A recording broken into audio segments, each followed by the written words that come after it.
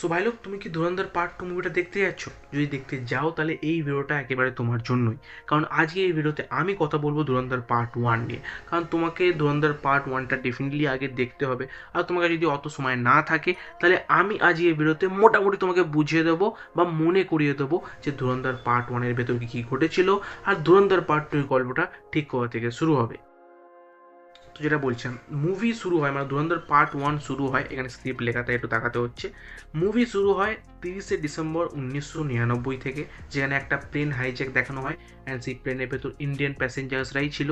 And সেইখানে দেখানো হয় অজয় সানিওয়ালকে, যে ক্যারেক্টারটা প্লে করেছেন আর মাধবন। এই ইনসিডেন্টটা কিন্তু সত্যি 1999-এর 30শে ডিসেম্বর ঘটেছিল, যেখানে আর মাধবন মানে অজয় সানিওয়াল সে টেরিস্টদের সাথে একটা ডিল করে, যেখানে তারা 170 প্যাসেঞ্জার্সের বদলে 3টে টেররিস্ট ছেড়ে দেয়। আর তারপর অজয় সানিওয়াল একটা স্ট্রং প্ল্যান বানায়, কারণ সে চাইছিল যে পাকিস্তানকে পাকিস্তানের ভাষাই বোঝাতে। অ্যান্ড তার প্ল্যানটা এতটাই স্ট্রং ছিল যে ইন্ডিয়ান কিছু লোকেদের ডাইজেস্ট করতে এতটাই সময় লেগে যায় যে 2 বছর পার হয়ে যায়। অ্যান্ড এই 2 বছরের মধ্যে আবারও একটা অ্যাটাক হয়ে যায় পার্লিমেন্টে 2001 সালে। আর সেই পার্লামেন্টে অ্যাটাকের পর ফাইনালি অজয় সানিওয়ালের ধুরন্ধর গ্রিন সিগন্যাল পেয়ে যায়। অ্যান্ড তারপরই আমরা দেখতে পাই আফগানিস্তান থেকে হামজা আলী মাজারি পাকিস্তানে এন্টার করছে। আর পাকিস্তানে পৌঁছানোর পর সে সোজাসুজি চলে যায় লাইরিতে, যেখানে গিয়ে সে একটা জুসের দোকানে কাজ করতে শুরু করে। অ্যান্ড এই জুসের দোকানের মালিকও কিন্তু একটা স্পাই। ওকে, সো তাদের মধ্যে সারাক্ষণ মেসেজ আদান প্রদান চলতে থাকে। অ্যান্ড সেখানে 1 বছর কাজ করার পর সে জানতে পারে এই লাইরিতে দুটো দল আছে, মানে দুটো গ্যাং আছে। একটা হচ্ছে রহমান ডাকাতের, আর একটা হচ্ছে আরশদ পাপ্পু আর বাবু ডাকাতের। অ্যান্ড জলে যতক্ষণ না তুমি নামছো ততক্ষণ তুমি বুঝতে পারবে না জল কতটা গভীর। যে কারণে এইবার সে হামজা ডিসাইড করে যে সে জলে নামবে, মানে সে একটা ফুল প্রুফ প্ল্যান বানায় রহমানের দলে ঢোকার জন্য। যেখানে সে জানতে পারে যে রহমানের বড় ছেলেকে মারার জন্য বাবু ডাকাত আর আরশদ পাপ্পু মিলে একটা প্ল্যান বানিয়েছে। যেখানে সে যায় তার ছেলেকে বাঁচানোর জন্য, মানে রহমান ডাকাতের ছেলেকে বাঁচানোর জন্য, যাতে সে রহমানের নজরে আসতে পারে। বাট আনফর্চুনেটলি হামজা রহমানের ছেলেকে বাঁচিয়ে দেয়। না, বড় ছেলেটাকে নয়, ছোট ছেলেটাকে। কারণ বড় ছেলের ওপরে যাওয়ার টিকিট ততক্ষণে কেটে দিয়েছিল। অ্যান্ড সে সেই টিকিট কেটে যাওয়ার ছেলেটাকে নিয়ে হাসপাতালে যায়। অ্যান্ড রহমানের নজরে ফাইনালি চলে আসে।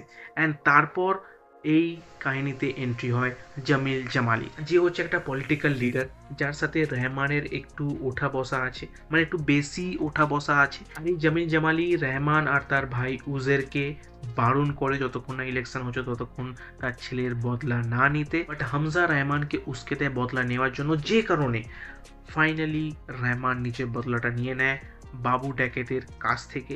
যেখানে তারা ফুল একটা প্ল্যান বানিয়ে যায়। অ্যান্ড বাবু ডাকাতের যত মানে দলের সদস্যরা ছিল তাদের ফিল্ডিংটা সেট করে। অ্যান্ড রহমান নিজে এসে বাবু ডাকাতের ফিল্ডিং সেট করে। অ্যান্ড তারপর সে ফাইনালি পুরো লেয়ারিকে নিজের হাতের মুঠোয় নিয়ে নেয়। অ্যান্ড যেহেতু সে পুরো লেয়ারিকে নিজের হাতের মুঠোয় নিয়ে নিয়েছিল, তাই সে ডিসাইড করে যে সে নিজের একটা পলিটিক্যাল পার্টি বানাবে। ইয়েস।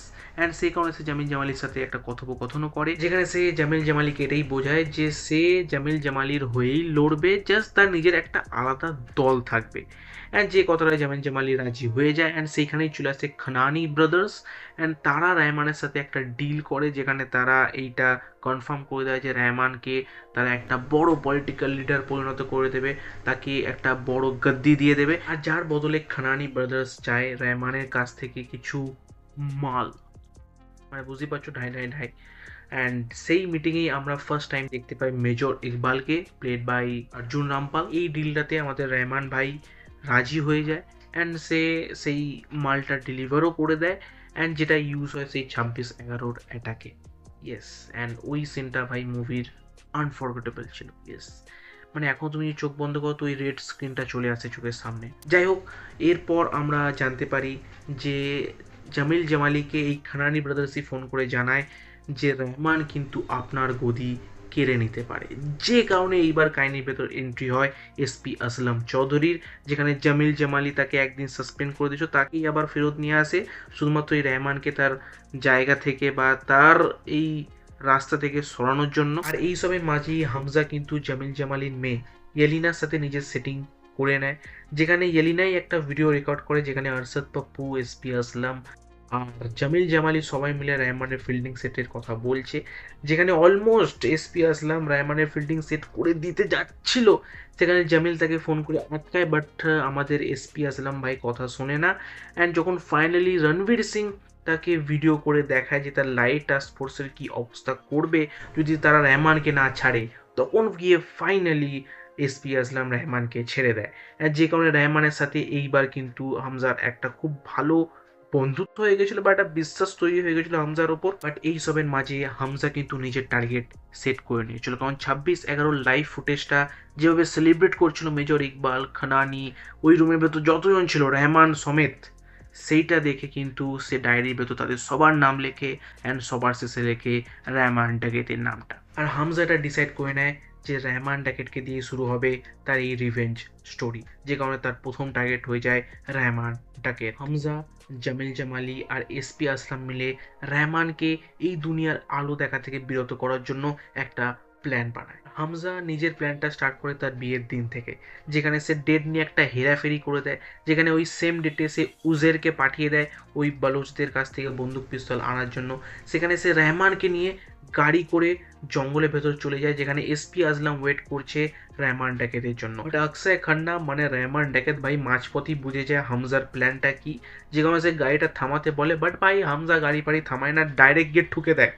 ইয়েস, অ্যান্ড ঠুকে দেওয়ার পর একটা লম্বা চওড়া ফাইট আমরা দেখতে পাই সঞ্জয় দত্তের সাথে অক্ষয় খান্নার, তারপর অক্ষয় খান্নার সাথে রণবীর সিং এর একটা খতরনাক ফাইট হয়। লম্বা চওড়া ফাইটের পর ফাইনালি তারা রহমানের ফিল্ডিং সেট করতে সফল হয়ে যায়, অ্যান্ড যেভাবে হোক তারা হাসপাতাল অবধি নিয়ে আসে, বাট তারপর যা হওয়ার ছিল হয়ে যায় ভাই।